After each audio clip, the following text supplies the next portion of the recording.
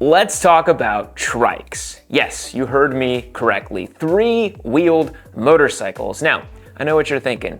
Wait, you want a motorcycle because you want to lean, to balance, to dance with gravity as you carve up apexes, right?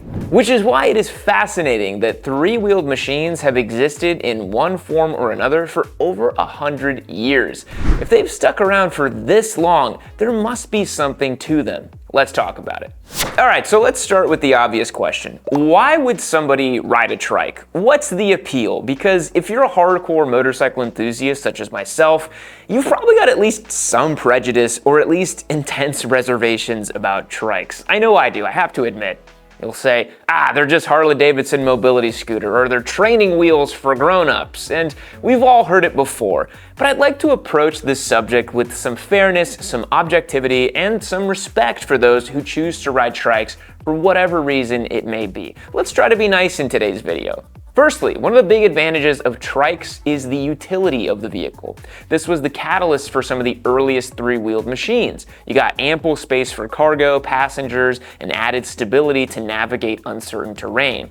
If you look all the way back to the late 1800s and early 1900s, bicycles were the earliest iteration of the trike. Then, when bicycles got motors, those new motorcycles got sidecars, and if you've got to carry a whole lot of stuff, maybe wares that you'll pedal down at the local market with your handlebar mustache, a bike with a sidecar is far more useful than a two-wheeled machine, and it's significantly cheaper than a horse and buggy or the equivalent early generation cars of the time. In the simplest sense, three-wheeled motorcycles are rooted in practicality and utility. Now, secondly, trikes have added stability and accessibility. There's no hiding the fact that a significant majority of trike riders are older folks. Let's just be real here. Older riders might not be as nimble or dexterous as they once were in their younger years. So if you're an old timer with 2 knee replacements and a busted hip and sciatica pain after decades of riding a motorcycle, a trike could be the most realistic way to still continue having your knees in the breeze.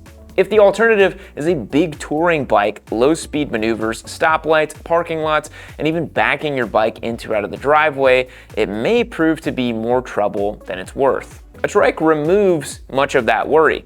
Now, in theory, you can't tip over. You can crawl at 1 mile an hour and not risk losing balance and sending Deb flying off the back.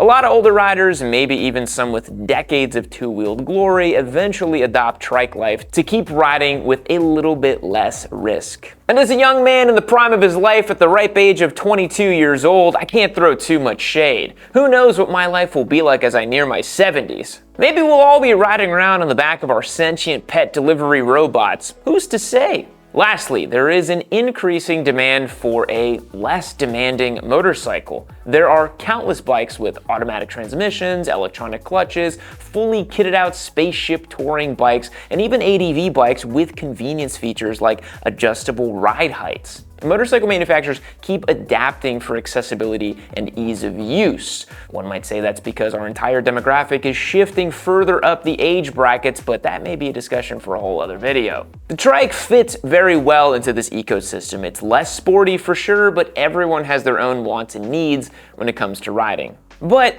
I gotta be honest, there's still the undeniable truth that much of the magic of a motorcycle is just simply lost on a trike. The physics are completely different. The non-existent lean angles, the loss of acceleration due to the sheer mass of the machine, it is not gonna have that visceral, alive feeling that a motorcycle does. But at the same time, those in the market for a trike completely know to expect an entirely different experience. So where does the trike come from? The story starts with sidecars. Now, before we had motorcycles with DIY trike kits and years before factory trikes were built, the sidecar was the de facto implement to increase the usability of a motorcycle. And it just makes sense, right? The sidecar dates back to the late 1890s as a passenger accessory for bicycles. And by the 1900s, sidecars were being added to early manufacturer catalogs. Sidecars were used for passengers, cargo, mail, and even ambulances. But a sidecar rig is not really the same as a full trike, which are designed from the ground up with 2 wheels in the back and a single wheel in the front. Sidecars behave differently because the motorcycle still leans, or I guess it at least attempts to, and the sidecar counteracts that lean. The handling is pretty wacky, and if you've ever seen sidecar racing, you know exactly what I'm talking about. We had the illustrious opportunity to ride and review a Ural a few years back, and it really is crazy. Simply put, the sidecar birthed the idea for three wheels on a motorcycle.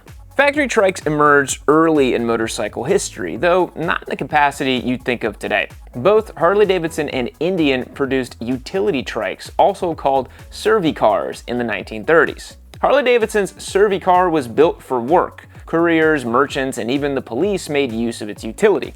Both HD and Indian had early military trike prototypes as well. The 1941 Harley-Davidson TA was designed to bridge the gap between motorcycles and Jeeps, offering the maneuverability of a motorcycle with the stability of a three-wheeled vehicle. Many consumer goods have military origins, Jeeps being the first to come to mind, a highly functional machine for off-road and military use.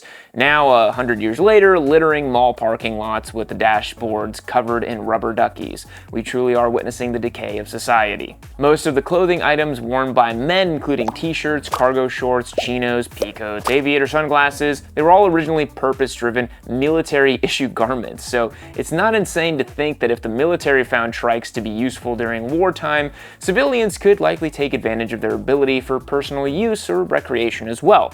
And that is a core of our critique. A trike is useful for some, sure, but you're never going to pick a trike because you want the same performance and feeling of a regular motorcycle. From its earliest iteration, trikes are meant for utility.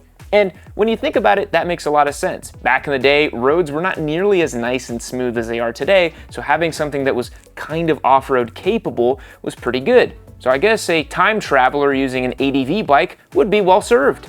2025 is nearly over, but this Honda CB750 is still up for grabs as a giveaway bike on my website, yammynoob.co. Very excited about this model. We just recently got it here in North America, and let me tell you, it's every bit as good as everybody's been saying it is. This is truly a nearly 10 out of 10 motorcycle for me, absolutely fits the bill, and you can get entered to win over at yammynoob.co. Click the link down below, become a member today to get your chances locked and loaded to win. You're not going to want to miss this one. Make sure you join up and get entered to win. Trike saw a resurgence during the 70s, a time that could be considered a golden age for motorcycle engineering. The Japanese and European manufacturers were both making huge strides in performance and innovation. And alongside the greats like the CB750 or the Ducati Supersport, people were building DIY trikes from kits using Volkswagen Beetle motors. Not exactly the same level of excellence, but an innovation nonetheless. The Trike Shop, an independent shop in Minnesota, began selling VW Trike kits that started something of a movement. Their VW kits, which used motors, transmissions, and axles from VW, became the go-to for those who wanted to experience the new form of automotive recreation. They weren't necessarily what die-hard motorcyclists would consider real bikes, but really they were their own type of machine. They appealed to people who value customization, open air, and a machine that was quite unlike anything else on the road.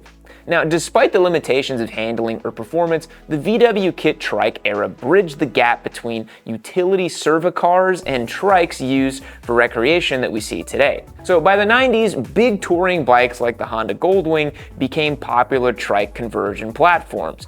I don't know, you've ever thought to yourself, hey, this Goldwing is not big enough, let's add on a VW motor in the back and add 2 extra wheels. There you go. But these were perfect for the task at hand. They were big, heavy, powerful with all the accessories and creature comforts you could want. Plenty enough room for a passenger, storage, and adding an extra wheel almost kind of made sense. Companies like Roadsmith, the subsequent evolution of the aforementioned Trike Shop, were still leading the charge for conversion kits. These kits are still available for various motorcycles today, actually, and included rear suspension, axles, and all other necessary mechanical components needed to turn a motorcycle into a trike, even including paint-matched trunk bodywork to make the trike look relatively factory. With these kits, you could keep much of the feel of the original machine with the added convenience of a third wheel for interstate two-up lounging. There is a little side tangent that's worth discussing, and that is the notorious off-road three-wheelers of the 80s. Honda's infamous ATC or all-terrain cycle being the prime subject. They were essentially three-wheeled off-road ATVs rather than road motorcycles, and a handful of serious and even fatal crashes led to safety concerns, bans, and recalls, and likely tarnished a little bit the reputation of three-wheeled machines. Now, these are not exactly trikes. The three-wheeler crash had done more harm than good to public perception. I'm not sure that this is proven, but I'd like to believe that the ATC fiasco likely slowed the advancement of trikes in general due to lingering fear from the 80s backlash. And I have to admit, I kind of have some of those sentiments myself. I see a three-wheeled vehicle and I just imagine it tipping over the wrong way. These three-wheelers are actually now highly coveted. They're rare, especially in good condition, and have a unique and storied history in the automotive world. So you might think of trikes as being slow, boring machines for old guys, but at one point in time, three-wheelers were pretty hardcore. Now we have modern trikes sold from the factory. And for a long time, trikes were solely the result of DIY conversion kits, but beginning in the early aughts and continuing through today, you could buy a trike directly from the dealership. The Harley-Davidson Tri-Glide launched in 2009. I think that's the most infamous trike model, right? And now, in addition to that model, they also sell the Freewheeler and Road Glide 3. These trikes are positioned as premium touring machines with ample creatured comforts. Now, just don't go look at the MSRP on those things because it gets pretty darn high. They have large trunks, big fairings, audio systems, cruise control, and reverse gear, all designed to be comfortable, convenient, and stable during long rides or putting around town. The marketing often emphasizes they're still a motorcycle, but with extra stability or peace of mind for people who want to continue riding with less worry.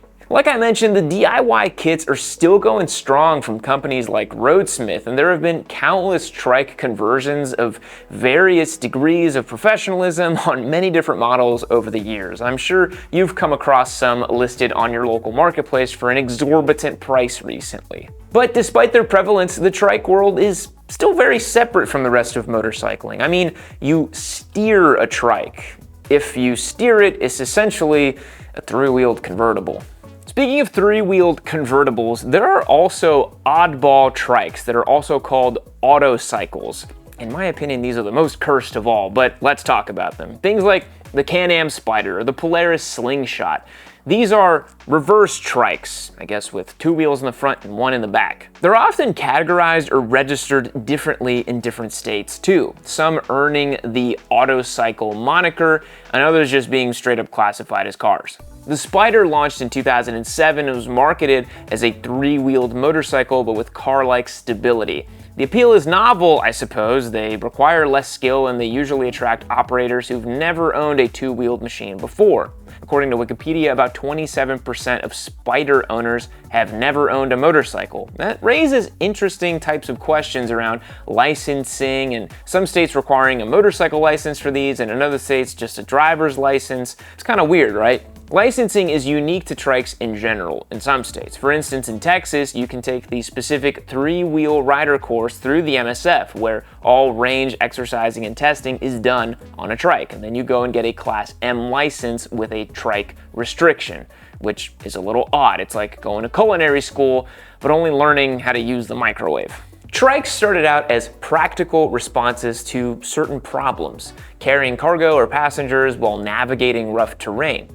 They evolved through sidecars and military machines, DIY kits, and now factory trikes.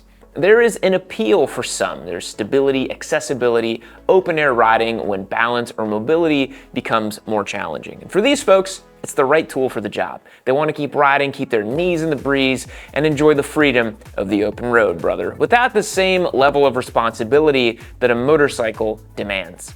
But if you're in the game because you want a pure, dynamic motorcycling experience, a trike is simply never gonna cut it. So, are trikes lame, or are they a legitimate counterpart to motorcycles, a branch completely of its own value that's come with 100 years of development? Well, I guess that's for you to decide for yourself.